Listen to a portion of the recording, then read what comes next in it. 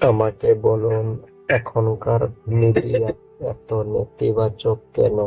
ভারতে আমরা কেন আমাদের সাফল্য এবং কৃতিত্ব প্রদর্শন করতে লজ্জা পাই? আমরা একটি মহান রাষ্ট্র, আমাদের কাছে অনেক সফলতার কাহিনী আছে, কিন্তু আমরা স্বীকার করি না কেন? যখন বাচ্চারা সবার থেকে নিজেকে আলাদাভাবে প্রকাশ করার জন্য সংঘর্ষ করছে, তখন কিন্তু দুনিয়ার সবাই চেষ্টা করছে তারা যেন আর সবার মতো হয়। ভারতকে নিজের ছত্রছায়ায় চলা উচিত।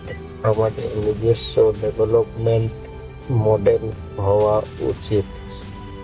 রাষ্ট্র জনগণ নিয়ে তৈরি হয়, আর তাদের সম্মিলিত প্রয়াসে তারা সবকিছু করতে পারে।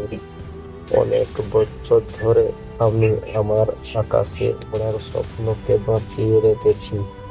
আকাশের দিকে তাকান, আমরা একলা নই।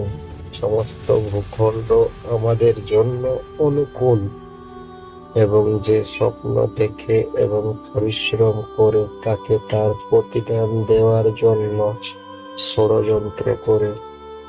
নিজের লক্ষ্যে সফল হওয়ার জন্য আপনাকে আমার লক্ষ্যের প্রতি নিষ্ঠবান হতে হবে। এমন অনেক নারী আছে যারা সমাজে বিরাট পরিবর্তন এনেছে।